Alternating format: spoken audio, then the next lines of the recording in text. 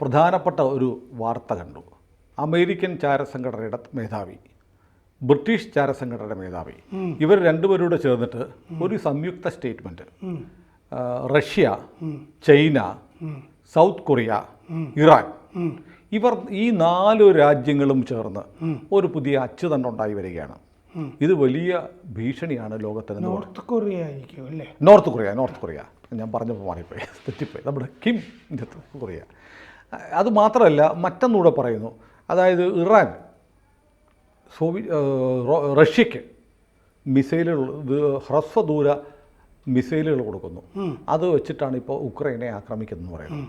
അപ്പോൾ ഇങ്ങനെ ഈ 4 രാജ്യങ്ങൾ, നോർത്ത് കൊറിയ, വടക്കൻ കൊറിയ, റഷ്യ, ചൈന, ഇറാൻ, ഇവരൊരു പുതിയ ശാക്തിക കേന്ദ്രമായി മാറി ലോക കാര്യങ്ങളിൽ, നിലവിൽ നടന്നുകൊണ്ടിരിക്കുന്ന യുദ്ധങ്ങളിൽ പോലും, റഷ്യ ഉക്രൈൻ യുദ്ധങ്ങളിൽ പോലും ഇടപെടുന്നു എന്നാണ് ഇവർ പറയുന്നത്. ഇതൊരു വല്ലാത്ത മാനമില്ലേ?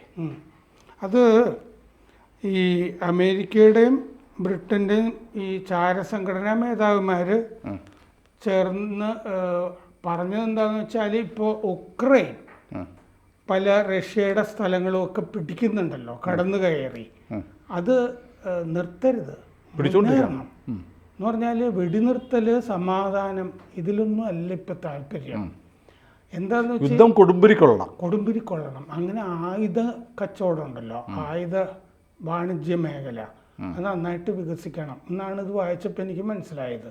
ഇപ്പോൾ സുനിൽ പറഞ്ഞ മറ്റേ ഇറാൻ മിസൈലുകൾ അയക്കുന്നുണ്ട് റഷ്യക്ക് കൊടുക്കുന്നു. വാൾ സ്ട്രീറ്റ് ജേർണലിലാണ് ഇത് ആകെ വന്നിട്ടുള്ളത്.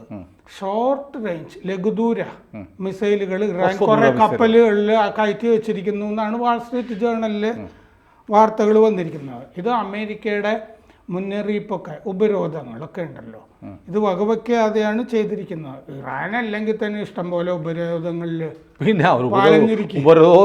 ഉപരോധമാണ് ഇറാൻ. അവർക്ക് ഇത് വിറ്റാൽ നല്ല പൈസ കിട്ടും. മിസൈൽ എന്നൊക്കെ പറഞ്ഞാൽ നല്ല വിലയുള്ള സംഭവങ്ങളാണ്. അപ്പോൾ അങ്ങനെ കൊടുക്കുകയാണെങ്കിൽ കൊടുക്കുമായിരിക്കും. പക്ഷെ എനിക്ക് അതിലുള്ളൊരു സംശയം, വാൾ സ്ട്രീറ്റ് ജേർണലിൽ ഈ വാർത്ത പ്ലാന്റ് ചെയ്തിട്ട് അമേരിക്ക ഇതൊരു ന്യായം പറഞ്ഞിട്ട് ആര് ചോദിക്കാനാണ്? റഷ്യ മറ്റേ ഇറാൻ ഇങ്ങനെ ചെയ്തിരിക്കുന്നു, ഒരു പത്രത്തിൽ ഇങ്ങനെ എഴുതുമെന്ന് പറഞ്ഞിട്ട് അമേരിക്ക ഉക്രൈന് ലോങ് റേഞ്ച് മിസൈൽ, ഷോർട്ടിന് പകരം ലോങ് അങ്ങോട്ട് കൊടുക്കാൻ ന്യായം. നമ്മൾ സദ്ദാം ഹുസൈൻ്റെ കാര്യത്തിൽ കണ്ടതാണ്. സദ്ദാം ഹുസൈൻ്റെ കയ്യിൽ മാരകമായ രാസായുധങ്ങൾ, ജൈവായുധങ്ങളൊക്കെ ഉണ്ടെന്ന് പറഞ്ഞിട്ടാണ് അമേരിക്ക കയറി ആക്രമിച്ചത്. അവസാനം ഒരു പുണ്ണാക്കൂല്ല, ഒന്നും ഉണ്ടായിരുന്നില്ല. മാത്രമല്ല, പിന്നീട് അന്നത്തെ അവിടുത്തെ പ്രതിരോധ സെക്രട്ടറിയുടെ കമ്പനിക്കൊക്കെയാണ് അവിടെ ഇഷ്ടം പോലെ കരാറൊക്കെ കിട്ടിയിരുന്നത്. റീകൺസ്ട്രക്ഷൻ എന്ന് പറഞ്ഞിട്ട് പൈസ കൊടുക്കുമല്ലോ. അതെ അതെ, ഇറാഖിൻ്റെ അങ്ങനെ കുറേ പൈസയൊക്കെ അങ്ങോട്ട് കൊടുത്തു. എന്ന് പറഞ്ഞതുപോലെ ഉക്രൈനെ കുറേയും കൂടി ആയുധമണിയിക്കാമല്ലോ. ലോങ് റേഞ്ച് എന്നൊക്കെ പറഞ്ഞാൽ 3500 കിലോമീറ്ററൊക്കെ വരുന്നത് എന്ന് പറഞ്ഞാൽ റഷ്യക്കുള്ളിൽ എവിടെയും അടിക്കാൻ പറ്റണം. എക്സാക്ട്ലി. കാരണം ഇപ്പോഴും ലോകത്തിലെ ഏറ്റവും വലിയ ഭൂവിസ്തൃതിയുള്ള രാജ്യം റഷ്യയാണ്. സോവിയറ്റ് യൂണിയൻ ആയിരുന്ന കാലത്ത് 2 ഭൂഖണ്ഡങ്ങളിൽ, യൂറോപ്പിലും ഏഷ്യയിലും ഒരേപോലെ 2 വൻകരകളിൽ വ്യാപിച്ചു കിടന്ന രാജ്യമായിരുന്നു സോവിയറ്റ് യൂണിയൻ. ഒരു കാര്യമാണ്, രണ്ടാമത്തെ ഏറ്റവും കൂടുതൽ ഭൂവിസ്തൃതിയുള്ള സ്ഥലം കാനഡയാണ്. അതെ അതെ. പക്ഷെ അതിൻ്റെ 3/4 ഭാഗം മനുഷ്യൻ താമസിക്കാൻ പോലുമില്ല. കാടും മലയും അങ്ങനത്തെ ജനവാസയോഗ്യമല്ലാത്ത സ്ഥലമാണ്. അപ്പോൾ ഏതായാലും എനിക്ക് തോന്നുന്നത് അത് വല്ലാത്ത, അപ്പോൾ ഒരു 4 രാജ്യങ്ങളെ ഇങ്ങനെ വല്ലാതെ ചാപ്പകുത്തി അമേരിക്ക ഒരു പുതിയ ചേരി ഉണ്ടെന്ന് സ്ഥാപിക്കുകയാണ്. നേരത്തെ ഈ 2 ചേരികൾ, ശീത യുദ്ധമൊക്കെ നടക്കുന്നത് അതിൻ്റെ അകത്ത് ഈ പറയുന്ന രാഷ്ട്രം, വടക്കൻ കൊറിയ, ഉത്തര കൊറിയ, വടക്കൻ കൊറിയ, ഉത്തര കൊറിയ, ആ ഉത്തര കൊറിയ എന്തായാലും മിസൈലിൽ കൊടുക്കാൻ സാധ്യതയുണ്ടല്ലോ, ഉണ്ട് റഷ്യക്ക്. അവർ വലിയ, കാരണം അദ്ദേഹത്തിന്റെ ആ പച്ച നിറമുള്ള ട്രെയിനിൽ കഴിഞ്ഞ കൊല്ലം മോസ്കോയിലേക്ക് പോവുകയൊക്കെ ചെയ്തത്. ചൈനയുമായിട്ടും നല്ല ബന്ധമാണ് ചൈനയുമായിട്ടും.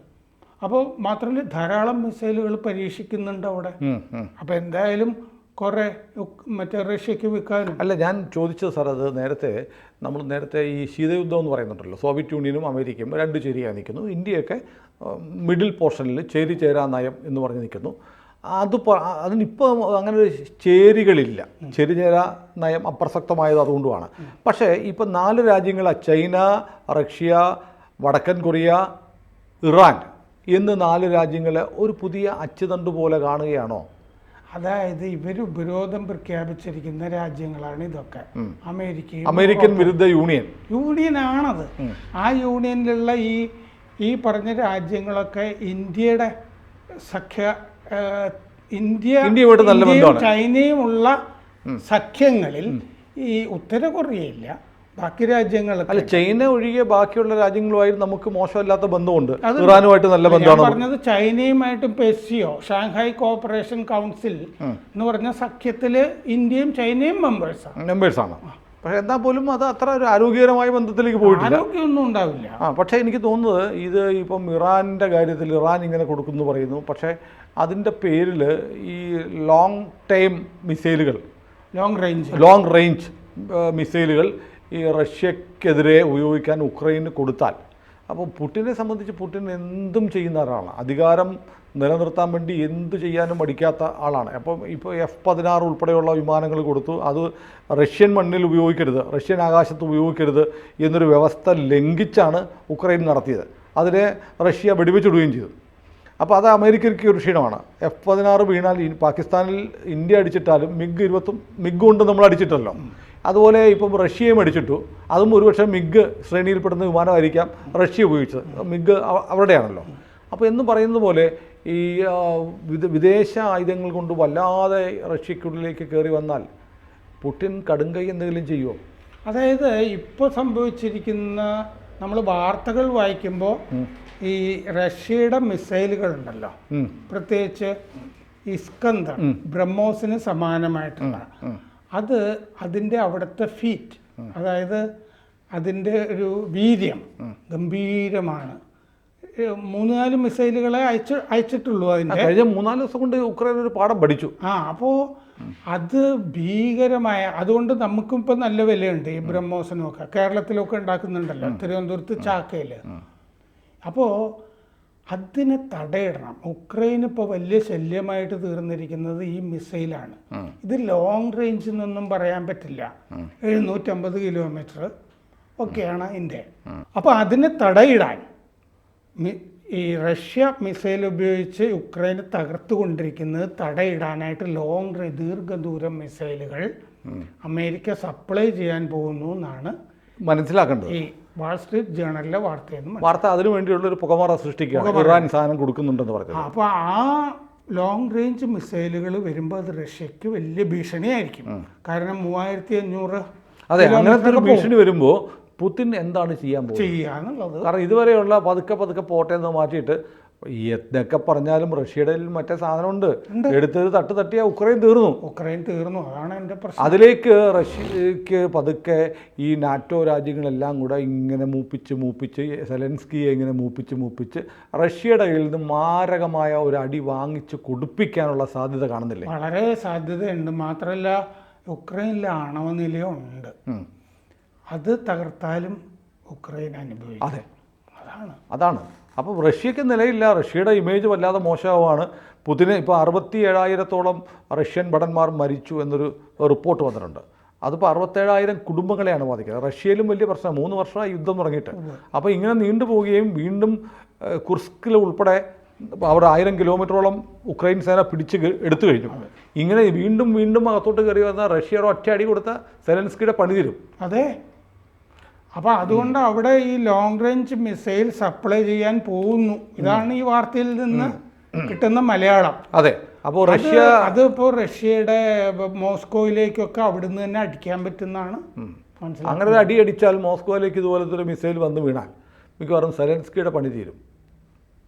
അപ്പോൾ സെലൻസ്കിയെ കുരുതി കൊടുക്കാൻ നാറ്റോ ആലോചിക്കുകയാണോ എന്ന് വേണം കരുതാൻ. കാരണം സെലൻസ്കി നാറ്റോയിൽ കൊടുത്തിട്ടില്ല, അപേക്ഷ കൊടുത്ത് അംഗത്വം തേടുന്നു എന്നുള്ള ആക്രമണം നടന്നു. അപേക്ഷ ഫാറം മേടിച്ച് കൈവച്ചിട്ടുണ്ട്. അപ്പോൾ പുടിനെ താറടിക്കാൻ വേണ്ടി സെലൻസ്കിയെ കുരുതി കൊടുക്കുക വേണം. കാരണം അവിടെ ഭരണകൂടം അട്ടിമറി നടത്തണം. അതെ, പുടിൻ ഒരു ന്യൂക്ലിയർ വെപ്പൺ പ്രയോഗിച്ചാൽ പുടിൻ വല്ലാത്ത പ്രതിയായി, ലോകത്തിന് മുന്നിൽ പ്രതിയായി. പുടിനെ ഇമേജ്, ഞാൻ പറയുന്നത് അദ്ദേഹം അണുബോംബ് പ്രയോഗിക്കാതെ തന്നെ ഉക്രൈനിലെ ആണവ നിലയം തകർക്കുക. അപ്പൊ തന്നെ ചെർണോബിൽ പോലെയൊക്കെയുള്ള ഒരു അതെ അതെ അതെ അതിലേക്ക് കാര്യങ്ങൾ നടക്കും. എനിക്ക് തോന്നുന്നു അതിലേക്കാണ് കാര്യങ്ങൾ നോക്കുന്നത്. ഇപ്പം പറഞ്ഞ പോലെ ചൈനയും ഇന്ത്യയും ബ്രസീലും ഉൾപ്പെടുന്ന ഒരു ത്രിരാഷ്ട്ര സഖ്യം അല്ല ത്രിരാഷ്ട്ര മൂന്ന് രാജ്യങ്ങൾ മുൻകൈ എടുത്ത് യുദ്ധത്തിനൊരു സമാധാനം ഉണ്ടാക്കാൻ വരുന്നെങ്കിൽ ഞാൻ റെഡിയാണെന്ന് പുതിൻ പറഞ്ഞിട്ടുണ്ട്.